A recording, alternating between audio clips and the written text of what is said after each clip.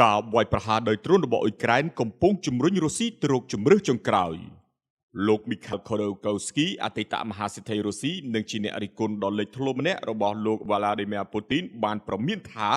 ការវាយប្រហារដោយដ្រូនរបស់អ៊ុយក្រែនជាបន្តបន្ទាប់កំពុងធ្វើឲ្យឧស្សាហកម្មប្រេងរបស់រុស្ស៊ីខូចខាតយ៉ាងធ្ងន់ធ្ងរ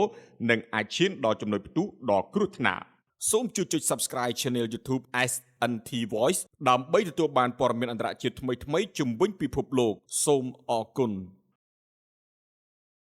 លោក Khodorkovsky អាយុ63ឆ្នាំដែលធ្លាប់ជាមហាសេដ្ឋីដែលមានបំផុតម្នាក់របស់រុស្ស៊ីមុនពេលមានចំនួនជាមួយលោកពូទីនបាននិយាយថាការវាយប្រហាររបស់អ៊ុយក្រែនលើរោងចក្រចម្រាញ់ប្រេងជាបន្តបន្ទាប់បានបង្កការខូចខាតយ៉ាងធ្ងន់ធ្ងរលើរុស្ស៊ីលោកបានសរសេរនៅក្នុងប្លុករបស់ខ្លួនកាលពីថ្ងៃពុធថាលោកធ្លាប់ដឹកនាំក្រុមហ៊ុនប្រេងដ៏ធំបំផុតរបស់រុស្ស៊ីហើយលោកក៏បានដឹងថាយុទ្ធនាការវាយប្រហារលើរោងចក្រប្រេងរបស់រុស្ស៊ីកំពុងមានប្រសិទ្ធភាពខ្ពស់និងជាក្តីបារម្ភបំផុតរបស់រុស្ស៊ី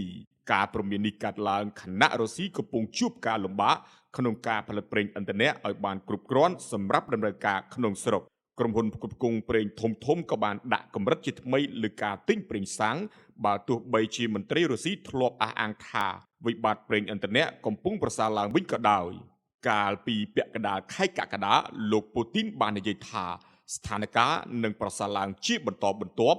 ប់ពីលោកទទួលស្គាល់ថាការវាយប្រហាររបស់អ៊ុយក្រែនលើរោងចក្រចម្រាញ់ប្រេងបានធ្វើឲ្យរុស្ស៊ីប្រឈមនឹងការខាតប្រេងឥន្ធនៈមួយកម្រិតប៉ុន្តែសាកសីរបស់ Reuters បានរាយការណ៍កាលពីថ្ងៃពុធថាការកកស្ទះបានកាត់ឡើងជាបន្តបន្ទាប់នៅស្ថានីយ៍ប្រេងនានាក្នុងទីក្រុងមូស្គូនិងតំបន់ជុំវិញខណៈក្រុមហ៊ុនប្រេងធំៗបានចាប់ផ្ដើមកំណត់បរិមាណលក់សារជាថ្មីការខ្វះខាតប្រេងបានចាប់ផ្ដើមតាំងពីខែឧសភាហើយនៅខែកក្កដាបានរីករាលដាលនៅតាមតំបន់ជាច្រើនទូទាំងប្រទេសក្រុមហ៊ុន Gazprom Neft បានកំណត់ការទិញប្រេងសាំងត្រឹម40លីត្រនៅក្នុងម្នាក់នៅស្ថានីយ៍ស្វ័យប្រវត្តិក្នុងទីក្រុងមូស្គូនិង60លីត្រក្នុងមួយរថយន្តនៅស្ថានីយ៍ផ្សេងៗទៀតចំណែក Rosneft ដែលជាក្រុមហ៊ុនផលិតប្រេងដ៏ធំរបស់រុស្ស៊ីបានកំណត់ការទិញត្រឹម30លីត្រក្នុងមួយរថយន្តទូទាំងប្រទេស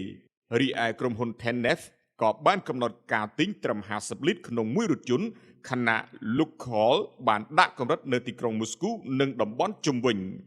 លោក Khodorkovsky បាននិយាយថាការកកស្ទះរថយន្តនៅស្ថានីយ៍ប្រេងនានាបានកើតឡើងម្ដងទៀតនៅរុស្ស៊ីដោយសារតែស្ថានភាពប្រេងទើបតែចាប់ផ្ដើមមានស្ថិរភាពប៉ុន្តែការវាយប្រហារថ្មីលើរោងចក្រចម្រាញ់ប្រេងបានធ្វើឲ្យការខ្វះខាតប្រេងកើតឡើងសារជាថ្មីលោក Khodorkovsky ធ្លាប់ដឹកនាំក្រុមហ៊ុនប្រេង Yukos មុនពេលជាប់ពន្ធនាគារនៅរុស្ស៊ីអស់រយៈពេល10ឆ្នាំពីបទចោទប្រកាន់ដែលគេចាត់ទុករឿងនេះថាពាក់ព័ន្ធទៅនឹងនយោបាយលោកក៏ធ្លាប់ប្រឈមមុខនឹងលោកពូទីនជុំវិញបញ្ហាអំពើពុករលួយនៅក្នុងកិច្ចប្រជុំមួយដែលផ្សាយតាមទូរទស្សន៍ក្នុងឆ្នាំ2003លោកពូទីនបានលើកលែងទោសឲ្យលោក Khodorkovsky ក្នុងឆ្នាំ2013ក្រោយមកលោកបានរស់នៅក្នុងទីក្រុងឡុងនិងបន្តក្លាយជាអ្នករិះគន់ដ៏សំខាន់ម្នាក់ចំពោះរបបរបស់លោកពូទីនដោយផ្អែកលើបទពិសោធន៍របស់លោកក្នុងការដឹកនាំក្រុមហ៊ុនប្រេងធំមួយលោក Khodorkovsky បានអះអាងថារដ្ឋាភិបាលរុស្ស៊ីកំពុងបង្ខំឲ្យរោងចក្រដែលរងការខូចខាតបន្តដំណើរការជំនួសឲ្យការបិទរោងចក្រដើម្បីធ្វើការជួសជុលស្ដារឡើងវិញលោកបានប្រមានថា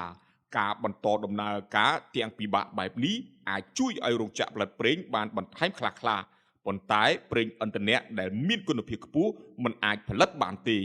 ហើយអាចត្រូវជំនួសដោយប្រេងឥន្ធនៈគុណភាពទាបដែលអាចបង្កការខូចខាតដល់ម៉ាស៊ីនរថយន្តលោកបានបន្ថែមថាវិធីនេះអាចជួយបន្ធូរបន្ថយសម្ពាធលើទីផ្សារប្រេងឥន្ធនៈក្នុងរយៈពេលខ្លី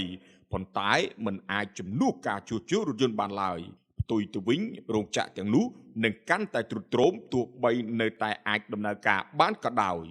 លោក Khodorkovsky ក៏បានព្រមានថាអគិភ័យដែលកើតឡើងជាបន្តបន្ទាប់នៅជំវិញផ្នែកផលិតកម្មរបស់រោងចក្រចម្រាញ់ប្រេងអាចធ្វើឲ្យរចនាសម្ព័ន្ធរោងចក្រចុះខ្សោយនិងអាចបង្កឲ្យឧបករណ៍ឬធុងស្តុកប្រេងដួលរលំនិងបង្កការហូររាលដាលប្រេងនៅតំបន់ជុំវិញលោកបានប្រមានថាប្រសិនបើគ្រោះមហន្តរាយបែបនេះកើតឡើងអ្នកដែលចាប់ផ្ដើមសង្គ្រាមនឹងព្យាយាមលាក់បាំងផលវិបាកពីប្រជាជននឹងត្រូវទទួលខុសត្រូវលោក Khodorkovsky បាននិយាយថា គ្មាននរណាអាចដឹងថាការបិទបាំងបណ្ដោះអាសន្ននឹងធ្វើឡើងបានដល់ថ្ងៃណានោះទេប៉ុន្តែសម្រាប់លោកសំណួរលេខស្ថិតនៅលើថាការវាយប្រហាររបស់អ៊ុយក្រែនមានប្រសិទ្ធភាពឬអត់ហើយគឺស្ថិតលើថាតើនឹងមានអ្វីកើតឡើងនៅពេលដែលរុស្ស៊ីឈានដល់ការជ្រើសរើសជម្រើសចុងក្រោយរបស់ពួកគេសូមអរគុណដែលបានតាមដានវីដេអូនេះសន្យាថានឹងជួបគ្នានៅក្នុងព្រឹត្តិការណ៍ក្រោយទៀត